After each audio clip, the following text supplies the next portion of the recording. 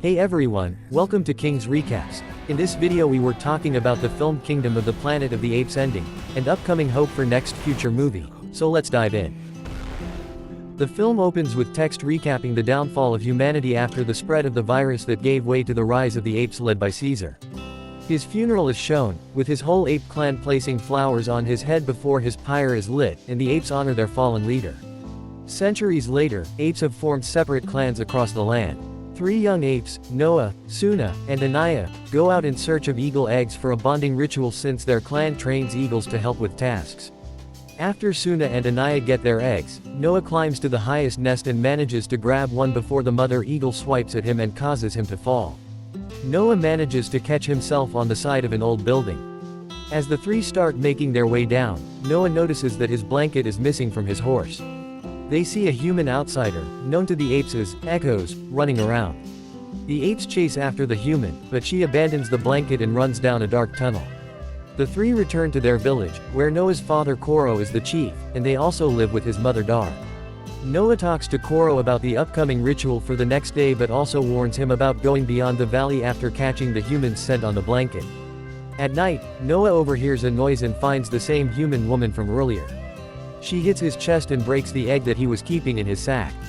While Suna and Anaya are willing to postpone their rituals alongside Noah's, he refuses to let them do that and goes out for a replacement egg. He finds a deceased ape, along with one from his own clan coming to warn him after having a knife thrown in his back. Noah hides as a group of masked apes arrives. They find Noah's horse and smack it so it can run back and lead them to the village. When Noah returns, the entire village is on fire, and the masked apes are rounding up the members of Noah's clan while yelling, for Caesar, including Dar, Suna, and Anaya. Noah goes to reach Koro, but he is found by a guerrilla general named Silva. Koro's eagle flies away, and Noah attempts to defend his father from Silva. Koro fights back, but Silva overpowers them both. He sends Noah falling from the tower before killing Koro. In the morning, Noah finds himself alone amidst the ruins of his home.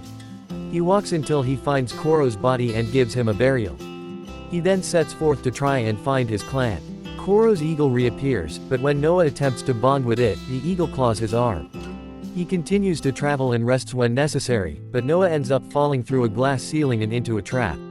He cuts himself down but then is met by an orangutan named Raka. He initially believes Noah is with the masked apes, but Noah explains his situation. Raka then says that he is burning the last ape of his clan before bringing Noah with him. Raka explains that he is a follower of the real Caesar's beliefs, belonging to a group called the Order of Caesar, that he is now the only member of. The masked apes follow a tyrannical ape calling himself Proximus Caesar, who has taken the ways of Caesar and corrupted them to his benefit. Raka also tells Noah about when humans and apes coexisted alongside one another unlike now, and it is a belief Caesar held close. Raka joins Noah in his mission to locate his clan, and on their way, they run into the young woman again after they set up camp. Raka gives her food and convinces Noah to give her his mother's blanket for warmth, even though Noah does not trust her. Raka names her, Nova, after the human girl that Caesar befriended. Later at night, Caesar comes upon an observatory and looks up at the stars through a telescope. The woman then looks through the telescope and reacts with similar astonishment as Noah. The following day, the woman joins Noah and Raka as they come upon a herd of zebra drinking from a lake. Suddenly, a group of humans emerge and also drink and bathe from the water. Then, Proximus's apes arrive and start to round up the humans for sport. The woman hides in the grass while Raka tries to protect her, and Silva goes hunting for her. Noah rides his horse to try and find both of them, but the woman yells out Noah's name and is rescued by him. With Raka's help, they outrun the villainous apes and make it to the shore. The woman then speaks and says her name is May, and she tells Noah that the apes are taking his clan to a bunker while she hopes to find other humans. Continuing their travels, the three come across a bridge, but Silva and his apes corner them. May falls into the river after another ape tries to grab her but gets swept away. May gets caught in a net as Raka tries to free her. He pulls her out but gets pulled down. When he tries to get back up, Silva has Noah and May captured before he approaches the net with a knife. Raka reminds Noah of Caesar's creed before Silva cuts the net and sends Raka down the river. Noah and May are taken to Proximus's settlement, which is right next to a giant vault that he has been trying and failing to open for some time.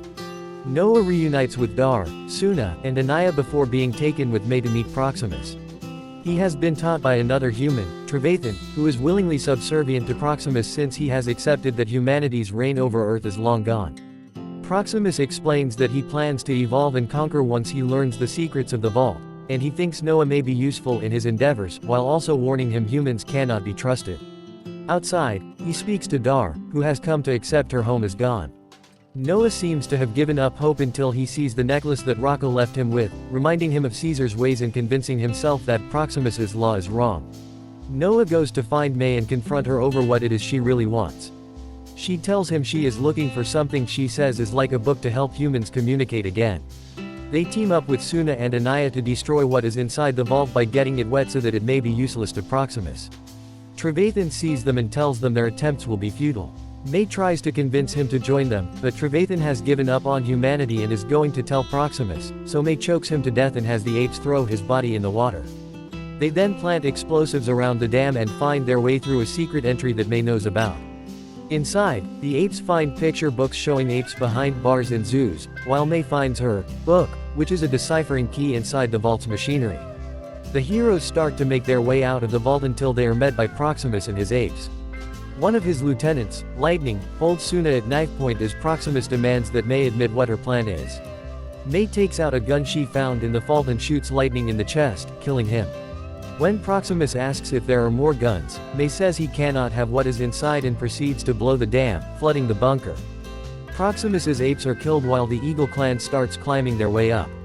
Noah is chased by Silva, but he manages to squeeze his way through a gap that Silva is too big for, leaving the brutish gorilla to drown.